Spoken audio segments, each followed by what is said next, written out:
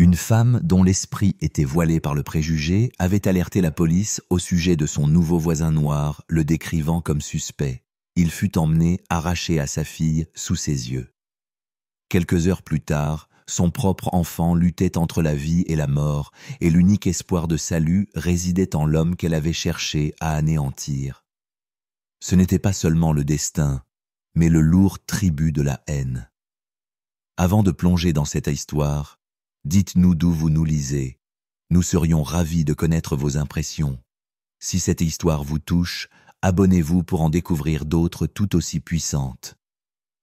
Non, papa, ne l'emmenez pas.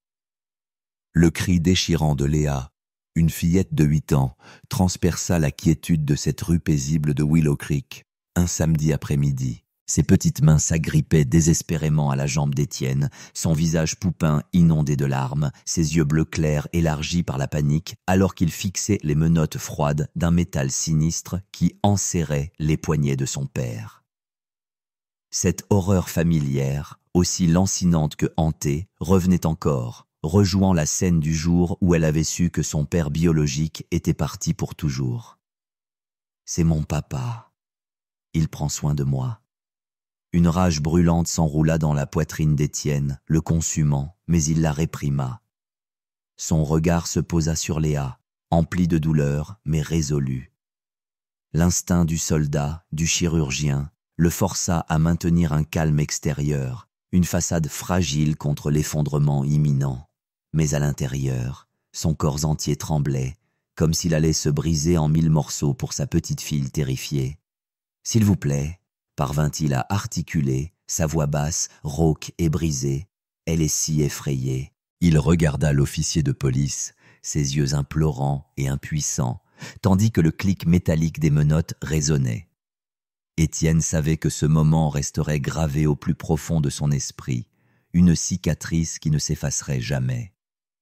La voiture de patrouille s'éloigna, ses lumières bleues et rouges clignotant étrangement sur la rue immaculée de Willow Creek, l'arrachant au monde paisible qu'il avait minutieusement bâti pour sa fille. Léa s'effondra, ses sanglots brisant le silence, et Madame Simone Lefebvre, leur voisine bienveillante, l'enveloppa aussitôt dans une étreinte serrée, le visage marqué par la douleur et l'indignation. Derrière les fenêtres, le long de la rue, des yeux curieux observaient, certains se cachant timidement derrière des rideaux, d'autres chuchotant. Parmi eux, le visage d'Éléonore Dubois apparut un instant fugace, ses lèvres légèrement incurvées, un éclair de sombre satisfaction traversant son visage avant qu'elle ne disparaisse dans sa maison comme une ombre malveillante. Quelques semaines auparavant, un après-midi ensoleillé, le rire cristallin de Léa résonnait dans la cuisine, se mêlant au cliquetis des plats et à la douce odeur du chocolat. Étienne, 38 ans, et la fillette préparaient des biscuits aux pépites de chocolat encore chauds, les emballant soigneusement comme un cadeau de bienvenue pour leurs nouveaux voisins. Leur maison à Willow Creek était vraiment devenue un foyer, empli de chaleur et de la joie innocente de Léa. Les cheveux dorés de Léa captaient la lumière du soleil filtrant à travers la grande fenêtre, ses yeux bleus clairs pétillant d'une innocence enfantine. Étienne, grand et aux épaules larges, portait des tatouages complexes ornant son bras, dépeignant des symboles de vie et de guérison, marquant le serment sacré qu'il avait prêté en tant que chirurgien sauveteur, ainsi que des hommages à ses camarades tombés au combat. Il était l'un des chirurgiens traumatologues pédiatriques les plus éminents du pays, ses mains ayant sauvé d'innombrables jeunes vies. Ils placèrent soigneusement les biscuits dans un panier tressé avec un sac de café spécial et une simple carte manuscrite « Bienvenue. Nous sommes vos nouveaux voisins. Nous avons hâte de faire partie de cette merveilleuse communauté. » La famille Moreau. Un geste sincère, celui que les bons voisins faisaient dans un endroit comme Willow Creek. Étienne tenait la main de Léa, remontant le chemin de pierre vers la porte d'Éléonore. Une étrange prémonition remua en lui, un vague malaise. Il ne se doutait pas qu'à l'intérieur de la maison d'à côté, des ressentiments couvaient, prêts à éclater. Éléonore Dubois, une femme de 42 ans, les avait observés depuis la fenêtre de son salon. Sa vie s'était lentement démantelée après l'échec de son entreprise immobilière et un divorce douloureux 3 ans auparavant. Son fils de 7 ans, Antoine, ne venait désormais qu'un week-end sur 2, un rappel constant de sa fragilité. Une profonde solitude, l'envie du bonheur des autres et l'amertume de son mariage raté avaient corrodé l'âme d'Éléonore, la rendant facilement irritable, toujours à la recherche de cibles pour sa colère et désireuse d'affirmer son contrôle. À cela s'ajoutaient des préjugés raciaux ancrés de longue date, trouvant désormais un exutoire. Quand Étienne frappa, le cliquetis d'une chaîne métallique se fit entendre, puis la porte s'ouvrit d'une fissure étroite. Éléonore jeta un coup d'œil, ses yeux méfiants comme si elle faisait face à un intrus, ne montrant aucune chaleur. « Que voulez-vous » Sa voix était glaciale, acérée, avant même qu'un salut ne soit échangé. Étienne sentit clairement l'hostilité. C'était comme une froide bourrasque d'air frappant son visage. Étienne tenta de conserver un sourire chaleureux, posant doucement une main sur l'épaule de Léa. « Bonjour madame, je suis Étienne Moreau, et voici ma fille, Léa.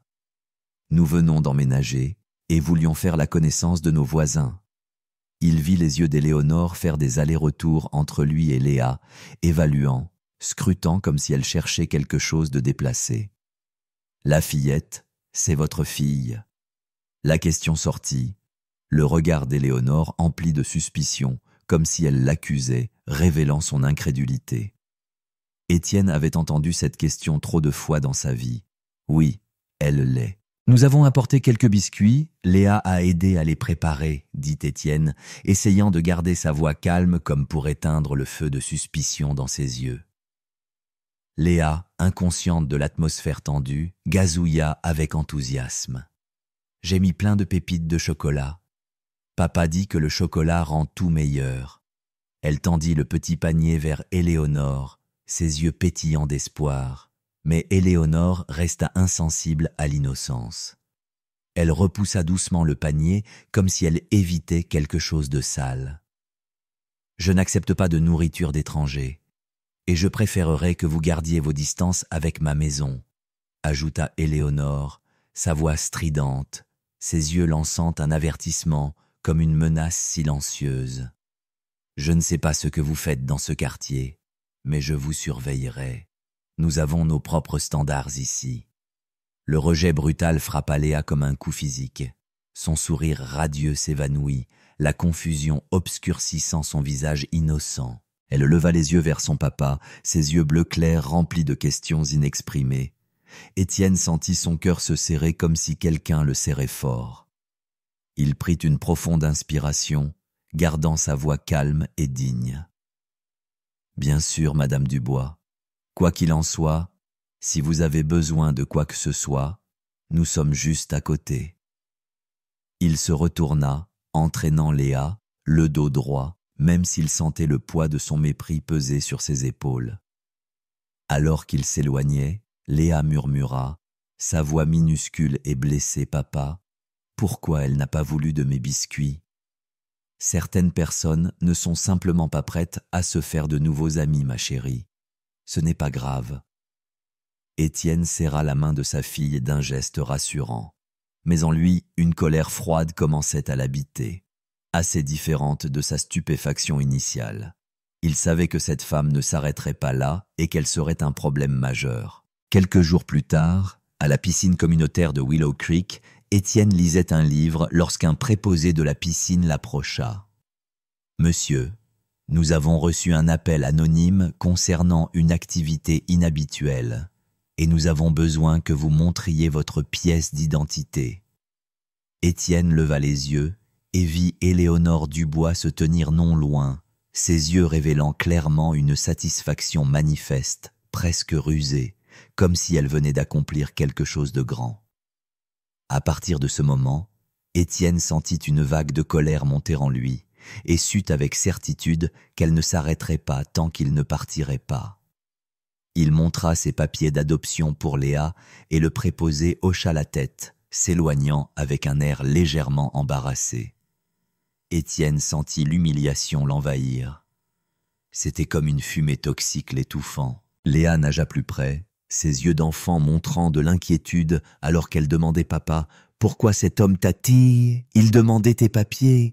Étienne la serra contre lui, murmurant une excuse dans ses cheveux dorés.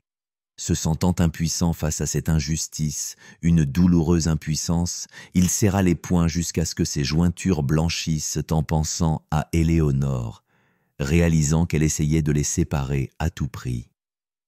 Un soir, Léa était assise sur le canapé, inhabituellement silencieuse, ne riant plus, ne jouant plus. « Qu'est-ce qui ne va pas ?» ma petite princesse demanda Étienne doucement, caressant ses doux cheveux dorés. Léa leva les yeux, ses yeux bleu clair maintenant remplis d'inquiétude et de confusion, non plus innocents. « Papa, mademoiselle Leroux m'a encore posé des questions étranges aujourd'hui. » Sa voix était minuscule, comme un murmure dans le noir. Étienne fronça les sourcils. Il avait senti un changement subtil chez l'institutrice de Léa, mademoiselle Leroux, qui maintenait désormais une distance prudente. Il avait également ressenti la froideur de l'école, du directeur Bertrand, ainsi que les regards chuchotés des autres parents lors des déposes et récupérations. Un mur invisible était lentement en train de s'ériger autour d'eux, les séparant du reste de la communauté. Maintenant, Étienne comprit les rumeurs toxiques d'Éléonore se propageaient, s'infiltrant dans chaque recoin de Willow Creek. Éléonore, dans son rôle de coordinatrice du comité de quartier, détenait une certaine position dans la communauté. Elle utilisait habilement les groupes de discussion parentaux, les réunions communautaires et les conversations confidentielles pour répandre de la désinformation, tissant des histoires crédibles basées sur ses observations. Sa persistance et sa façade de préoccupation pour la sécurité de la communauté en avaient convaincu beaucoup, ou du moins les avaient dissuadés de remettre en question ses paroles, surtout lorsque ces rumeurs étaient sensibles et facilement alarmantes. « Ma chérie, dit Étienne, tirant Léa sur ses genoux, la serrant fort. Papa prend toujours le meilleur soin de toi, n'est-ce pas? Et je t'aimerai toujours. Personne ne peut changer ça. » Léa hocha la tête, serrant fort son papa, mais Étienne pouvait sentir un léger tremblement dans son petit corps. Les premières fissures apparaissaient dans l'innocence de sa fille, comme des fractures capillaires sur un miroir clair. Il savait que quelque chose de malsain se produisait, et cela affectait Léa. À ce moment, il savait avec certitude que tout cela venait d'Éléonore, et il ne pouvait plus rester les bras croisés. L'acte le plus dévastateur fut l'appel au service de protection de l'enfance, SPE. Étienne était à la maison, préparant une conférence médicale lorsqu'on frappa à la porte. Il ouvrit pour trouver Sophie Marchand, une jeune travailleuse sociale tenant un presse-papier et un insigne qui glaça son sang. « Bonjour, monsieur Moreau. Je suis Sophie Marchand des services de protection de l'enfance. Nous avons reçu un rapport concernant votre fille et je dois effectuer une vérification de bien-être. » Elle fit une pause, ses yeux scrutateurs, dénués d'émotion. « Nous avons reçu des informations d'un voisin préoccupé concernant la situation de Léa. » En entendant les mots « voisin préoccupé », Étienne sentit un frisson lui parcourir l'échine comme une lame affûtée. Il n'avait plus aucun doute. C'était Éléonore, l'orchestratrice de tout cela. Les yeux d'Éléonore étaient fixés sur Étienne et Léa depuis la fenêtre de son salon. Une pensée délirante surgit, un mélange tordu de douleur personnelle et de haine profonde et infondée. C'est ma seule chance. Ils doivent me croire. Les services de protection de l'enfance verront la vérité que je perçois. Ils sauveront cette pauvre fille de lui. Il n'est pas normal. Un vrai père ne ressemblerait pas à ça. La façon dont il la touche, ce n'est pas naturel. J'ai lu tant d'articles sur les pervers. Son bonheur avec cette fille est si flagrant, comme une gifle en plein visage. Pourquoi mon fils ne peut-il pas être ici, apprenant ces choses avec moi? Pourquoi dois-je endurer cette solitude? Je ne peux pas laisser ce quartier être souillé. Je dois protéger les enfants innocents de gens comme lui, tout comme je n'ai pas pu protéger Antoine de son père. Elle se précipita vers le téléphone, sa main tremblant alors qu'elle composait le numéro. L'enquête fut minutieuse et intrusive. Sophie Marchand vérifia chaque pièce de leur maison, ouvrant chaque placard, chaque tiroir, cherchant des signes de négligence ou de maltraitance. Elle examina les papiers d'adoption d'Étienne, ses titres médicaux, ses dossiers militaires. Elle posa des questions indiscrètes sur sa relation avec Léa, leur routine quotidienne, leur histoire familiale, chaque détail privé exposé. Étienne répondit à tout avec patience et clarté, mais en lui, une colère couvante montait comme un feu réprimé. Il était sous enquête basée sur une accusation manifestement fausse, une accusation qui, il le savait avec certitude, venait d'Éléonore. Sophie Marchand passa 3 heures dans leur maison. Étienne sentit un changement dans son comportement. Son scepticisme initial s'était transformé en quelque chose s'apparentant à de la colère. De la colère envers la personne qui avait fait le faux rapport.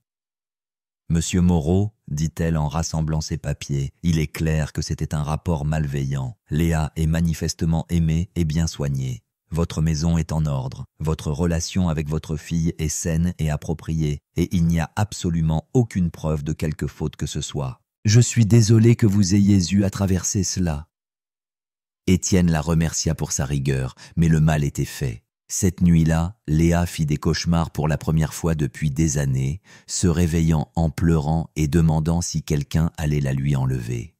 Étienne la serra fort, son cœur endolori, comme si quelqu'un le serrait. Maintenant, il savait avec certitude qu'Éléonore avait dépassé les bornes, et il ne pouvait plus rester les bras croisés. Il devait faire quelque chose.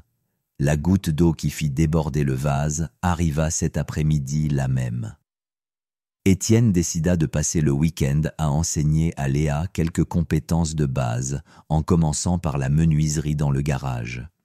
Il lui montrait comment utiliser en toute sécurité une petite scie à main pour couper une pièce de bois destinée au nichoir qu'il construisait. Un projet petit mais significatif. Tout le monde devrait savoir fabriquer et réparer des choses, ma chérie, expliqua Étienne en guidant soigneusement la main de Léa le long de la ligne marquée. Ce sont des compétences importantes qui te seront très utiles en grandissant. Léa, dans sa petite combinaison rose et ses lunettes de sécurité surdimensionnées qui dissimulaient son visage, était complètement absorbée par la leçon. Elle gloussait en essayant de couper un morceau de bois avec une scie presque aussi grande qu'elle, tandis qu'Étienne guidait patiemment ses mains et expliquait chaque étape. C'était un moment parfait, père-fille, une image de la paix qu'il désirait tant. Étienne ne se doutait pas qu'Éléonore, dans son délire extrême, voyait quelque chose d'entièrement différent. Il ne l'entendit pas marmonner pour elle-même, sa voix un sifflement aigu provenant du fond de sa gorge. Il apprend à cette pauvre enfant des compétences criminelles. C'est comme ça qu'ils attirent les enfants. Ils se préparent définitivement à quelque chose de louche. Qui enseigne de telles choses à un enfant? Regardez-les. Tellement effrontément heureux. Faux bonheur. Pourquoi mon fils ne peut-il pas être ici, apprenant ces choses avec moi? Pourquoi dois-je endurer cette solitude? Je ne peux pas laisser ce quartier être souillé. Je dois protéger les enfants innocents de gens comme lui, tout comme je n'ai pas pu protéger Antoine de son père. Sans un instant d'hésitation supplémentaire, Éléonore appela le 911. Elle signala Étienne à la police de l'avenue Maplewood, l'accusant d'enseigner des compétences criminelles à Léa et de trafic d'êtres humains. La sirène stridente déchira la quiétude de ce samedi après-midi, faisant sursauter tout le quartier. Étienne leva les yeux. Il vit 2 voitures de patrouille s'arrêter devant sa maison, leurs gyrophares rouges et bleus projetant une lueur menaçante sur la rue de Willow Creek. Les voisins commencèrent à sortir de leur maison, attirés par le remous, téléphone déjà sorti et enregistrant.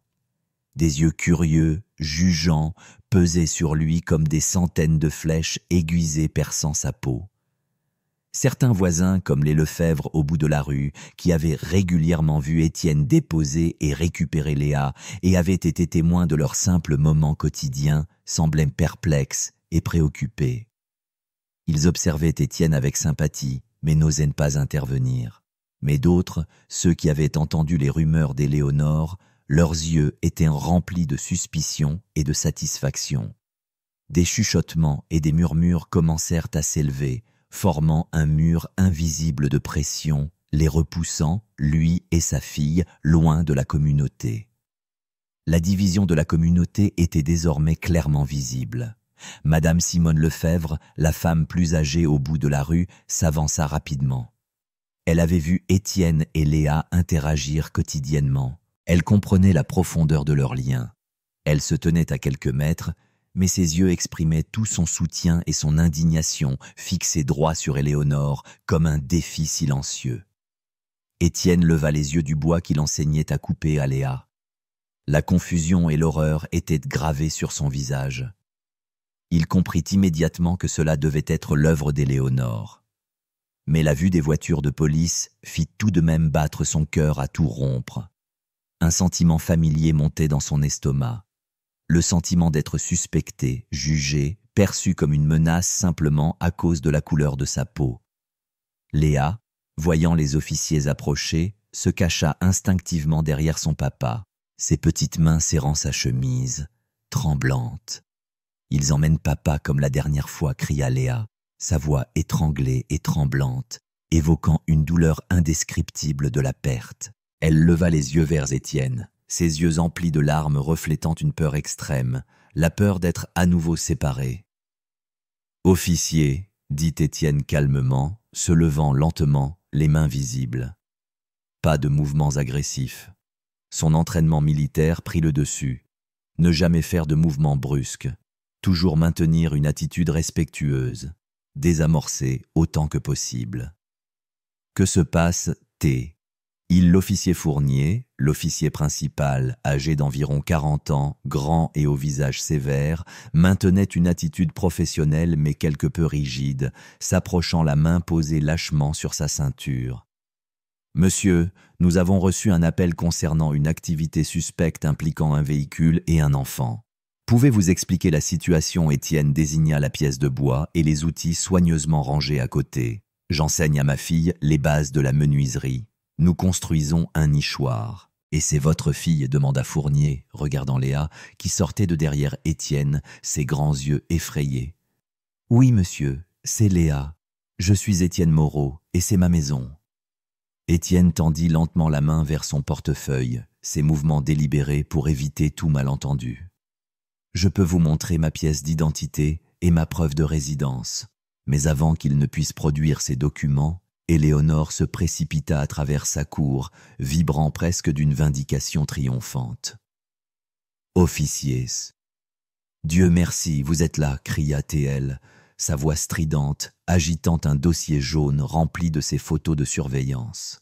« C'est moi qui ai appelé.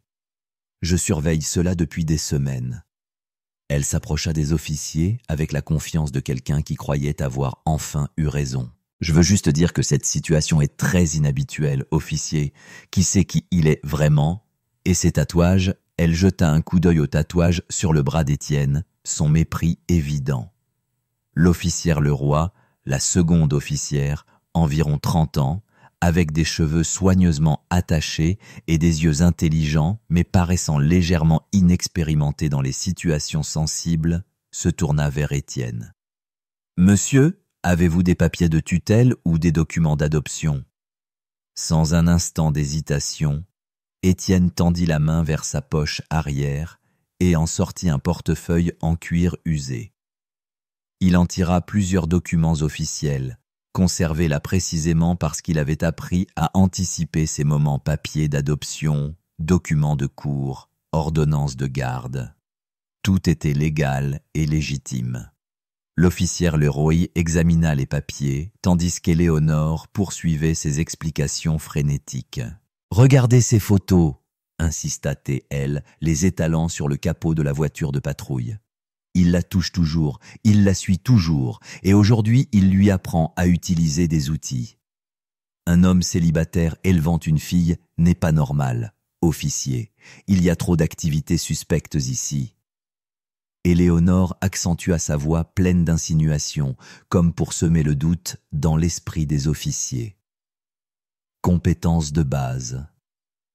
Éléonore ricana, son visage déformé. Ou une formation pour des activités illicites. Je l'ai signalé au service de protection de l'enfance. J'ai prévenu l'école et j'ai suffisamment de preuves de son comportement suspect. Léa, qui avait écouté cet échange avec une détresse croissante, prit finalement la parole, sa voix tremblante comme une supplication. Papa n'a rien fait de mal. Il m'a juste appris à faire le nichoir comme il m'apprend tout le reste. L'officier Fournier regarda de Léa à Étienne, puis à Éléonore, et enfin se posa sur les documents. Madame, dit-il à Éléonore, sa voix ferme, ces documents montrent clairement que M. Moreau est le tuteur légal de l'enfant. Il n'y a aucune preuve de quelque faute que ce soit, et vos accusations semblent infondées. Infondées, Éléonore hurla, sa voix stridente et pleine d'indignation. Une enfant blanche appelant un homme noir papa. Quelque chose ne va pas ici. Vous ne le voyez pas. Les mots tranchèrent en de l'air comme un couteau, exposant un préjugé racial brut. C'est alors qu'Étienne sentit son dernier nerf céder. Il regarda directement Éléonore, ses yeux s'assombrissant, emplis d'une immense douleur et d'une fureur contenue. « Madame Dubois, vous devriez réfléchir attentivement à ce que vous dites. » La voix d'Étienne tremblait visiblement, non par peur, mais par une rage réprimée, essayant de se libérer. Il serra la main de Léa, grinçant presque des dents, alors qu'il fixait directement Éléonore, la laissant voir la douleur et la colère dans ses yeux. Madame Simone Lefebvre, ne pouvant plus se contenir, s'avança directement, confrontant Éléonore. « Assez. Éléonore. Qu'est-ce que vous racontez ? J'ai vu Étienne s'occuper de Léa tous les jours. C'est un père merveilleux.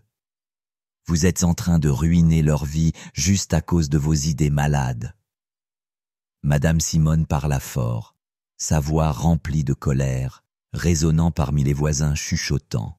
C'est Willow Creek, pas un lieu pour de tels préjugés laids. Les mots de Madame Simone créèrent une onde de choc dans la foule, comme une pierre jetée dans un lac calme.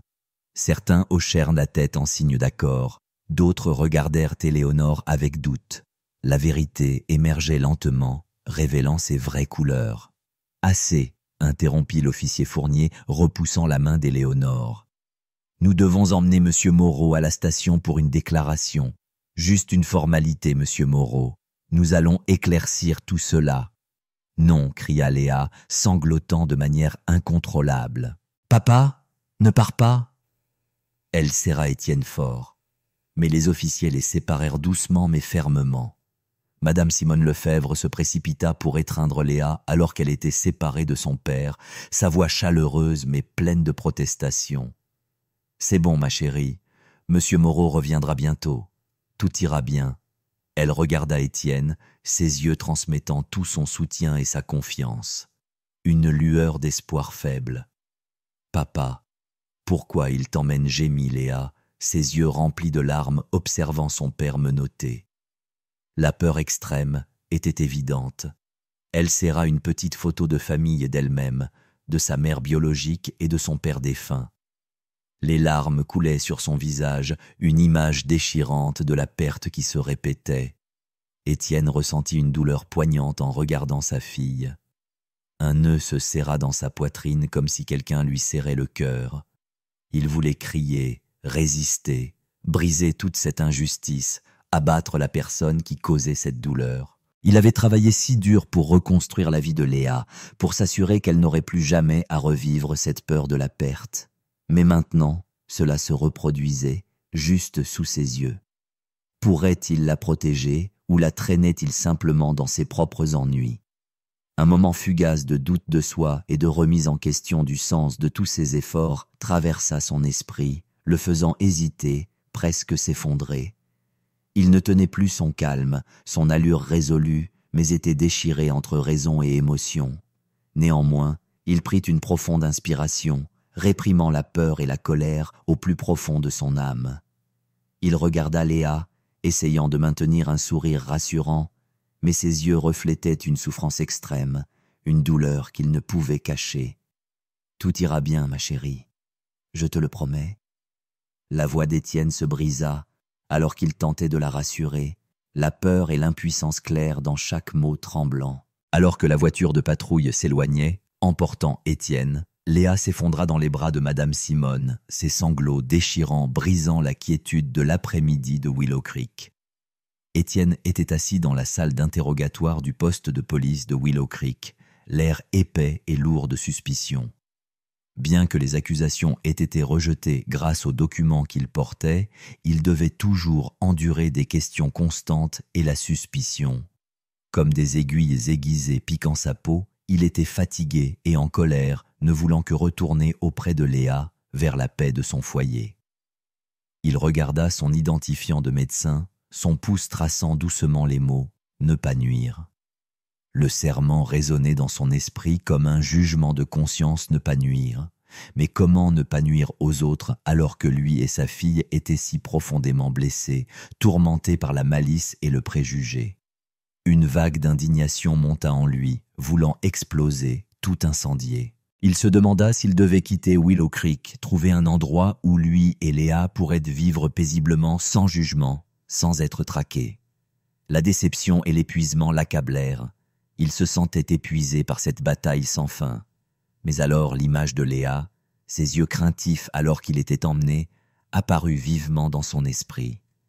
Il ne pouvait pas abandonner. Il devait se battre pour elle. C'était leur maison. C'est ici qu'il devait rester ferme et non reculer. Soudain, la porte s'ouvrit en grand. Ce n'était pas l'officier Fournier, mais un médecin de l'hôpital central. Son visage était frénétique. La sueur perlait sur son front.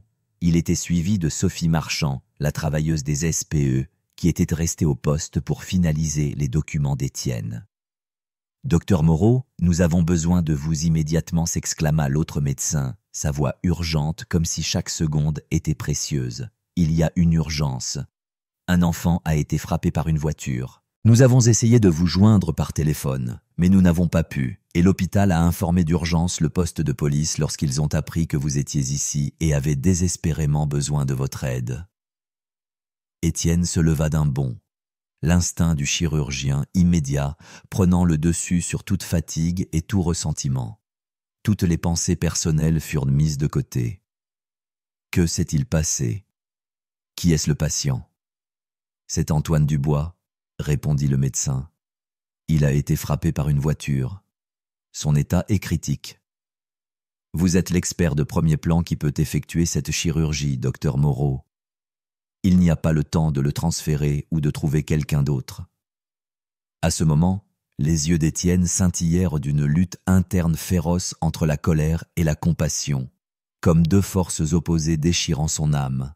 Antoine Dubois, le fils d'Éléonore, le garçon qu'elle était obsédée à protéger de lui, maintenant entre ses mains. L'ironie, chaque partie rationnelle de lui voulait refuser, voulait laisser Éléonore goûter la douleur qu'elle lui avait infligée, à lui et à Léa. Mais alors ce serment ne pas nuire. Ce n'était pas seulement un serment à ses patients, mais un serment à sa propre conscience, aux valeurs par lesquelles il vivait. Il ne pouvait pas laisser un enfant mourir, peu importe qui était sa mère ou ce qu'elle lui avait fait. Il se tourna vers l'officier Fournier. « Puis-je y aller? La vie d'un enfant est en jeu. » L'officier Fournier hocha la tête de manière décisive, sans hésitation. « Allez-y, docteur Moreau, nous finaliserons les documents plus tard. » Étienne se précipita hors du poste de police, se dirigeant droit vers l'hôpital sans un instant d'hésitation. Lorsqu'il arriva, Éléonore Dubois se tenait là, désemparée, les cheveux en désordre, le visage gonflé et les yeux rouges, des larmes séchées s'accrochant encore à ses joues. Le regard arrogant et satisfait qu'elle affichait habituellement avait complètement disparu, remplacé par un désespoir absolu et une peur intense, un effondrement complet. « Docteur Moreau, bégaya-t-elle, sa voix faible, presque inaudible. « Antoine a eu un accident, murmura-t-elle. Il a été frappé par une voiture.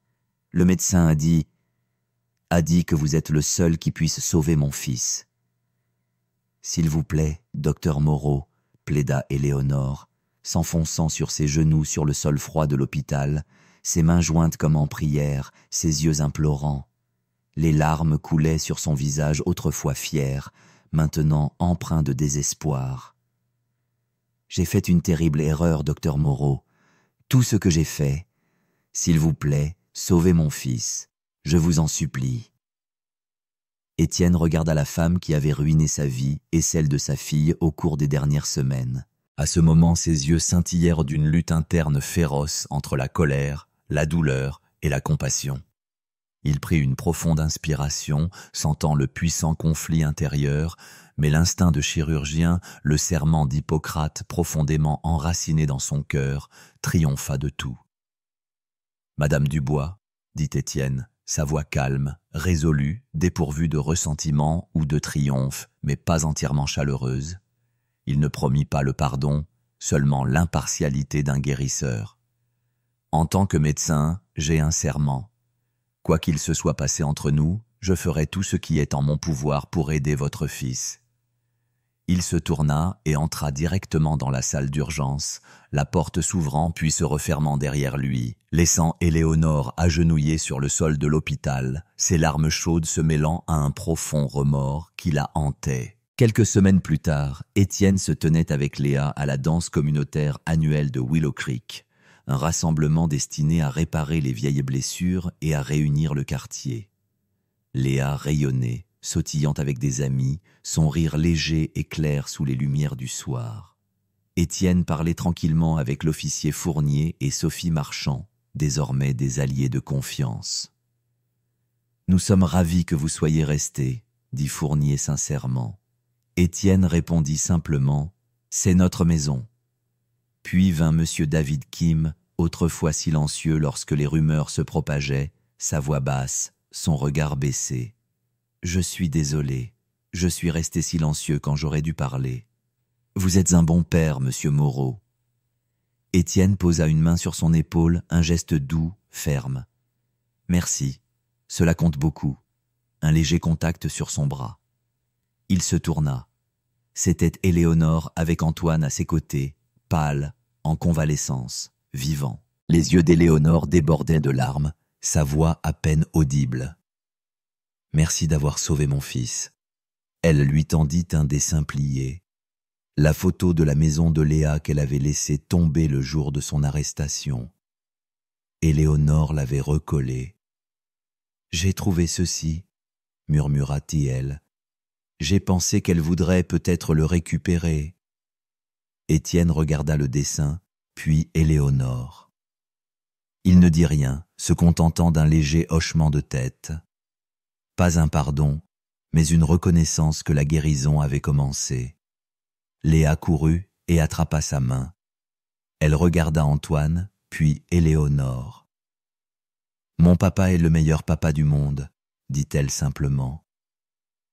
Éléonore tressaillit à ces mots, son remords visible. Un instant plus tard, elle se tourna vers l'assemblée. Sa voix trembla, mais elle se tint fermement. « J'ai eu tort. J'ai jugé quelqu'un que je ne connaissais pas. Je ne veux plus que nous fassions cette erreur. » Étienne serra la main de Léa et s'éloigna, laissant Éléonore et Antoine dans la lueur des guirlandes lumineuses et une tranquille réconciliation. La vie à Willow Creek continuerait, mais jamais tout à fait la même. Une cicatrice s'était refermée. L'histoire resterait silencieuse mais durable comme une leçon de justice, de miséricorde et de changement.